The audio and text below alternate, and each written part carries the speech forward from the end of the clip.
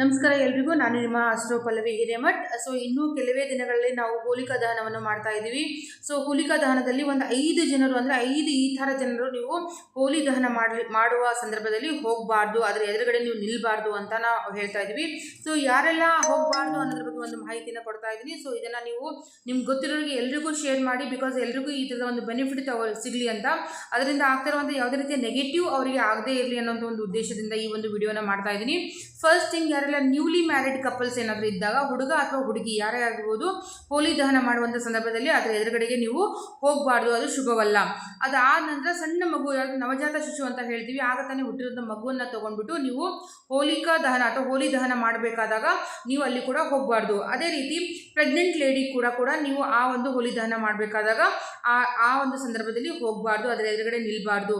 ಮತ್ತು ಪೀರಿಯಡ್ಸ್ ಟೈಮಲ್ಲಿ ಕೂಡ ಯಾವುದೇ ಒಂದು ಹೆಣ್ಮಕ್ಳು ಆ ಒಂದು ಹೋಲಿ ದಹನ ಸಂದರ್ಭದಲ್ಲಿ ಎದುರುಗಡೆ ಹೋಗಬಾರ್ದು.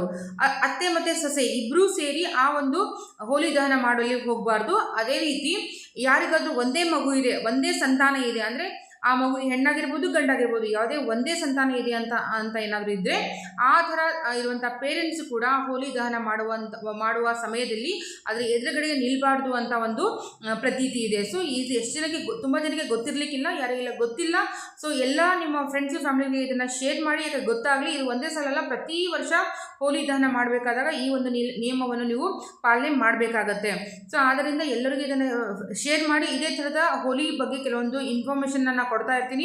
ಹೋಲಿ ದಹನ ಮಾಡಬೇಕಾದಾಗ ಯಾವ್ಯಾವ ವಸ್ತುಗಳು ನೀವು ಹೋಲಿ ದಹನದಲ್ಲಿ ಹಾಕಿದಾಗ ನಿಮ್ಮ ಗ್ರಹಗಳನ್ನು ನೀವು ಯಾವ ಥರ ಸ್ಟ್ರಾಂಗ್ ಮಾಡ್ಕೋಬಹುದು, ಅಥವಾ ಅದರಿಂದ ಏನು ಫಲ ಸಿಗುತ್ತೆ ಅನ್ನೋದ್ರ ಬಗ್ಗೆ, ನಿಮ್ಮ ಕರ್ಮಗಳಾಗಿರ್ಬೋದು, ಸಾಲಗಳಾಗಿರ್ಬೋದು, ದೋಷಗಳಾಗಿರ್ಬೋದು, ರೋಗ ನಿವಾರಣೆಗಳಾಗಿರ್ಬೋದು, ಅದಕ್ಕೆಲ್ಲ ಕೆಲವೊಂದು ವಸ್ತುಗಳನ್ನು ನಾವು ಹೋಲಿ ದಹನದಲ್ಲಿ ನಾವು ದಹನ ಮಾಡೋದ್ರಿಂದ